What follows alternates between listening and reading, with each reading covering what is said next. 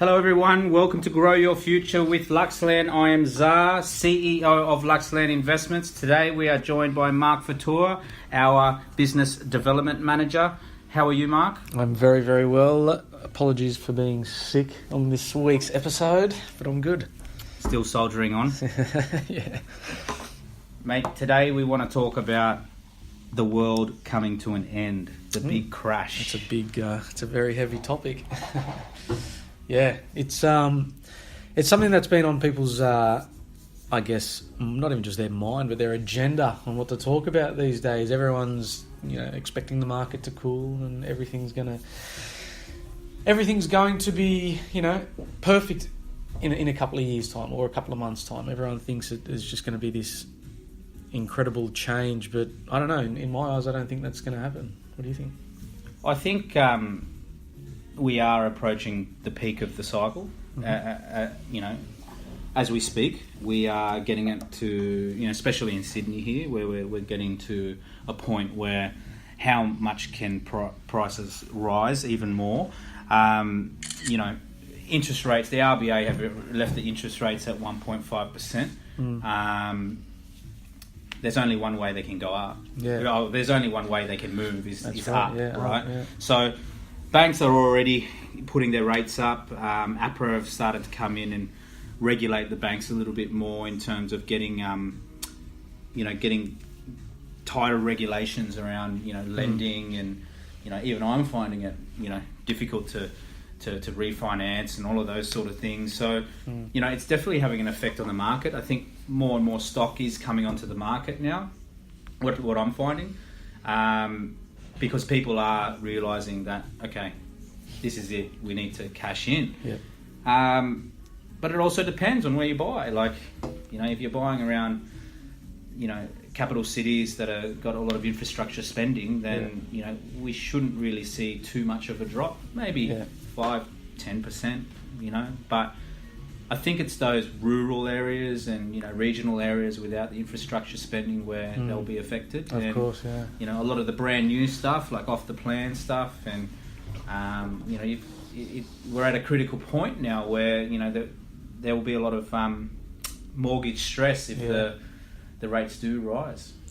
It's funny. I actually spoke to a woman the other day about that. She'd actually purchased an off the plan piece of stock, which was down in Melbourne, I'm pretty sure, and she was actually asking for advice because they are actually looking already to try and offload that, thinking that it's probably not the best idea, which is a bit of a shame because she's one of many people, especially here in Sydney, that are just kind of, I guess, they're just wanting to get into the market, like they think like the train's going to leave, but as we've discussed many times before, is that there are cycles, and what goes up must come down eventually. Yes, correct, but I feel as though in this market it's not going to come down, and like a massive drop, but it is eventually going to cool off, come down a little bit. It's going to be a bit more affordable, and this is something where you really do need to do your research. I feel when you go to purchase, like something that we specialise on here is purchasing stuff that is what we call, to a degree, recession proof. Where we like to, it's not even we like to, but we know that we need to find that type of stock because the market will go up and down. Like this is life. It's about being able to weather the storm. Yeah. So exactly. we in the last 3 or 4 years, especially around the Sydney region. Even the Central Coast and Newcastle markets have seen some really good growth, and you could have bought anything, any type of product, and you would have made money. That's why everyone's getting into property now. But the true investors and the people who persevere are the people who get through the storm, which we'll probably see in the next 2, 3, 4 years, where prices will flat or correct by maybe 5-10%. And being able to have enough cash flow to hold on to those properties throughout that storm without having the sort of feel the need to sell up and cash in at a loss, because we all know that getting into property is, the entry costs are so high with stamp duty and your legal costs, and getting your tenants in, paying your property managers and setting it all up is a big process. So we want to make sure that, it is for the long term, and you're doing it for, a minimum of 10 years to see one cycle. Yeah. So when you think about it, if we're at the top of the cycle now, then it's probably not going to be for another, if not more than 10 years, till we see another sort of boom or some growth. We may not see another boom like we have just recently seen for the rest of our lives. It might be the next generation of, maybe might be our kids that might see it. However, it's in saying that, Australia is always looked at as a stable market. We've got our government's quite stable. We are developing, so we are growing.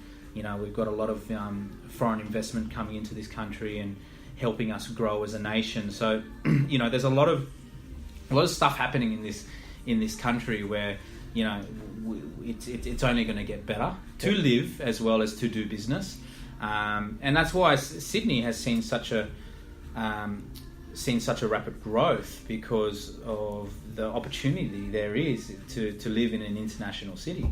So we are up against cities like London, New York, Tokyo, even though those guys are very, very far ahead, but we're catching up.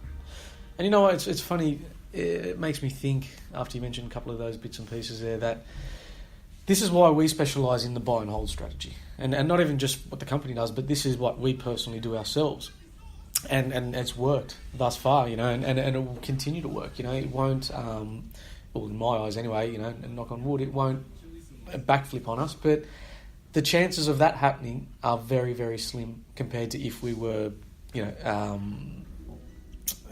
not even rent investors, but rent investors that buy property that we don't live in, renovate, flip, stuff like that. I mean, that's something that in this type of market, I feel, you can, it's like a gamble with foreign exchange. Like 1 minute you can win big, and you can do very well. And we both know people throughout our personal networks that have done very, very big things in regards to flipping properties, but you can also lose just as hard. And I feel that, again, going back to the buy and hold strategy, it is, besides being it is long time, and that's one thing you got to make sure you get ready for what's the call? You've got to withstand the test of time.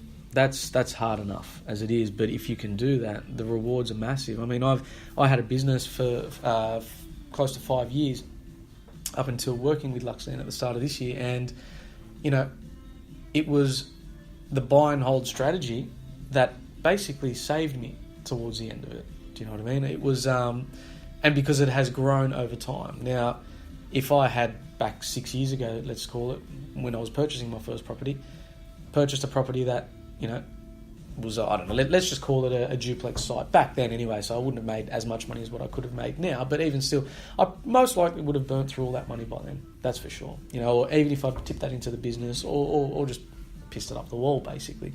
But the buy and hold strategy has worked so well for me, looking back now on the past 6 years. I think it's whether the market turns or not, I've made such a good amount of progress with it, and I haven't done anything in regards to, I haven't renovated it, I haven't, looked at new sites and see what I can do. There's a lot of effort when you got to do all that type of stuff, where this thing has sat there and, to a degree, or up until at least a couple of years ago, it was a set and forget kind of product. And I mean, that's in my eyes, I don't know about you, but I think in my eyes, that's the way forward continually. It's an old school approach, but I think it's still a very safe approach. However, what you've done there, Mark, is you've bought the right product. Yeah. Right? So for you listeners out there who are wondering what Mark bought, it was a 2-bedroom unit out in Liverpool. Yep. Back in what year? 2011. 2011. So right before the boom. So Mark's done very, very well out of that purchase. But he also bought the right product. So what we're talking about today is people stressing out over whether they're going to be able to afford to hold their properties through the storm, whether they're going to have to sell up, or if they are going to procrastinate in buying and use that as an excuse to not buy. I always believe you can make money in any market, whether it's boom or bust.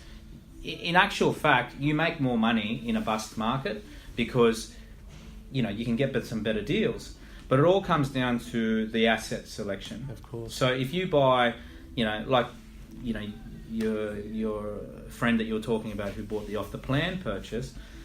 Unfortunately, a lot of those people who bought off the plan in the last 12 months may not be able to settle and may have to forfeit their deposits upon completion of building, because those values may come in slightly lower. If we're thinking, say, 5-10% correction, then that's your deposit right there. Yeah. So it all comes down to buying the asset that is going to almost be, in quotation marks, recession proof.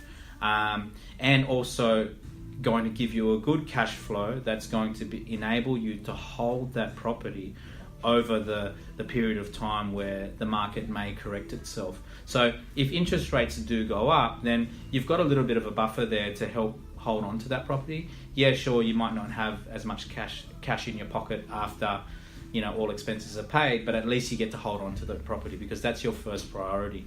So buying the right asset is number one. I think number two would be buying it at under market value, and that's what we're experts at Luxland. We focus on buying off market deals under market value, so that you make money from day one, from as soon as you sign that contract. So call it buying a property for $520,000, but the comparables in the area are around $580,000 to $600,000, then you've made an instant equity gain of around $80,000. Now, that $80,000, without even renovating that property, if anything were to happen in the market, then you've got an $80,000 buffer to work into, and you haven't really forked out that money. You've just made that from day one.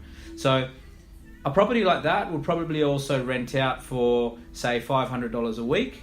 So that's going to help. That cash flow will help hold on to that property, even if it drops in value, of the 5 to 10%, which I highly doubt, because if you go back to your first step to the asset selection, you're buying the right asset.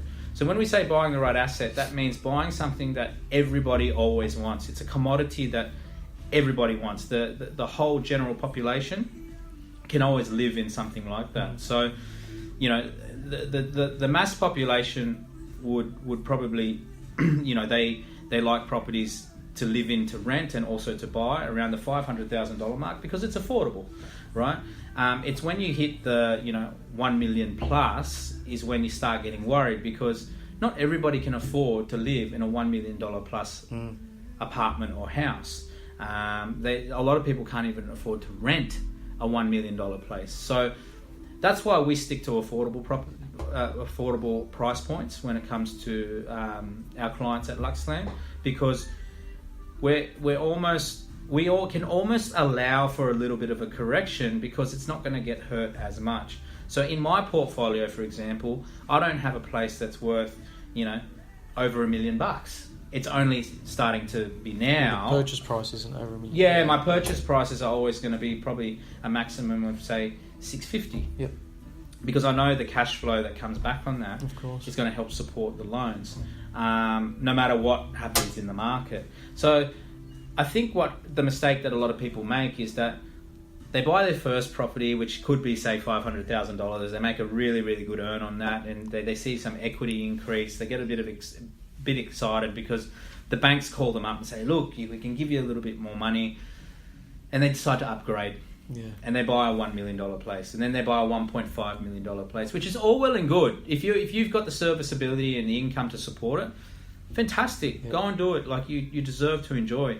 However, if you are only just scraping by and you're just getting into the market for the sake of getting into the market, then you're probably better off buying, say, 2 $500,000 properties, or even just one more to be a bit more conservative. Concentrate on your cash flow